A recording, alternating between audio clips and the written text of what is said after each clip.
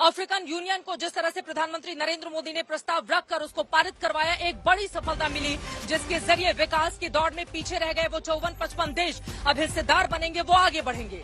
वैश्विक पटल पर रूस और यूक्रेन के मुद्दे को लेकर जिस तरह की तटस्थता हिंदुस्तान ने दिखाई, रूस का इस्तेमाल नहीं करते हुए यूक्रेन के संदर्भ में अपनी बात कही, वो अपने आप में अभूतपूर्व है। एक ऐसे वक्त में जब दुनिया दो ध्रुवों में बटी हुई है, एक तरफ अमेरिका है, दूसरी तरफ चाइना और रूस खड़े हुए हैं, ऐसे में बीच का रास्ता अख्तियार करके यकीनन वैश्विक पटल पर हिंदुस्तान ने अपनी बड़ी और कड़ी मौजूदगी दर्ज की है। हमारी ये रिपोर्ट देखिए।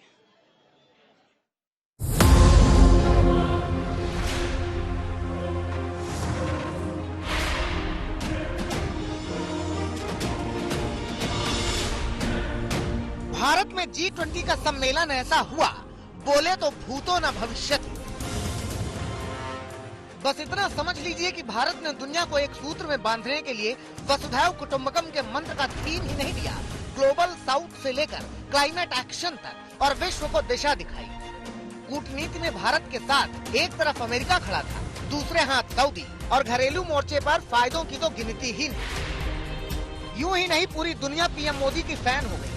अतिथियों के स्वागत का ऐसा इंतजाम था कि नेता थिरकने लगे। होटल से लेकर कार्यक्रम स्थल तक अतिथियों का स्वागत भगवान की तरह हुआ।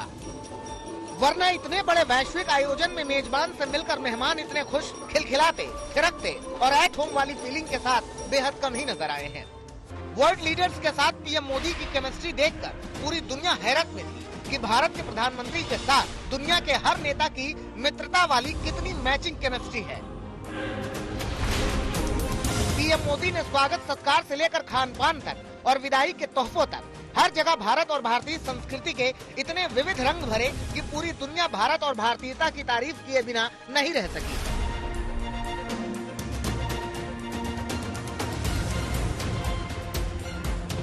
वैसे भारत में इस G20 की कामयाबियों का जिक्र किया जाए तो वैश्विक नेतृत्व के आसन पर बैठते ही पीएम मोदी ने अफ्रीकन यूनियन को G20 में शामिल कराकर ग्लोबल साउथ की फिक्र करने पर दुनिया को मजबूर कर दिया। तो दूसरी तरफ ग्रीन क्लाइमेट फंड में ब्रिटेन के $2 अरब के योगदान की घोषणा भी कराई। पीएम मोदी ने मल्टीलैटरल डेवलपमेंट बैंकिंग सिस्टम के विस्तार से लेकर यूक्रेन युद्ध का जिक्र करते हुए भी रूस को खुश रखा।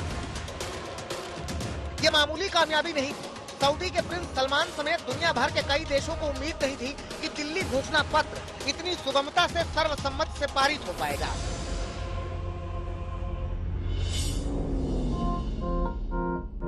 The Sherpa and the Sherpa's team were talking. I was talking to my counterparts at certain points of play where required. Prime Minister himself came in.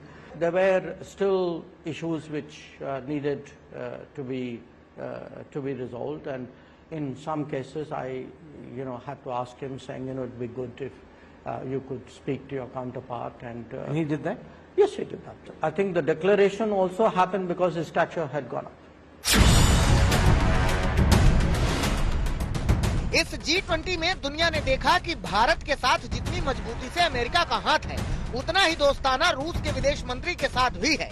जितनी करीबी यूरोपियन देशों के प्रधानमंत्रियों के साथ है, उतनी ही बेतकल्लुफी और मित्रता खाड़ी के सुल्तानों और शहजादों के साथ भी है।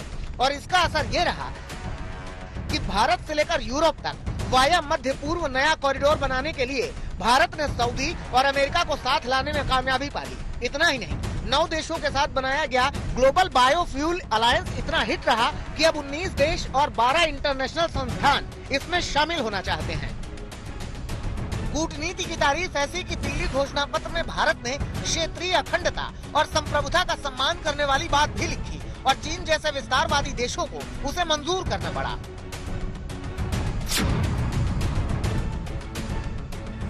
इस G20 के आयोजन से भारत में घरेलू मोर्चे पर होने वाले फायदों की गिनती शुरू की जाए तो खत्म होने का नाम ही नहीं लेती, क्योंकि ये पहला ऐसा आयोजन था जिसमें पीएम मोदी ने भारत के 60 शहरों में G20 के सम्मेलन कराए। दुनिया भर से आए करीब 1.5 लाख डेलीगेट्स भारत के अलग अलग हिस्सों में आयोजित करीब 200 से ज्यादा बैठकों में शामिल हुए। पूरे देश में उन डेलीगेट्स का जो स्वागत सत्कार हुआ, जो G20 के नाम पर आयोजन हुए, उसका असर भारत के पर्यटन विकास पर देखने को मिल रहा है। इतना ही नहीं, भारत के डिजिटल पेमेंट इंफ्रास्ट्रक्चर की तो ऐसी धूम मची कि दुनिया के कई देश अब भारत के साथ हाथ मिलाने लगे हैं। इसके अलावा इस G20 के आयोजन से भारत में निवेश और कारोबार के मोर्चे पर होने वाले फायदों का अंदाजा आने वाले दिनों में हो पाएगा।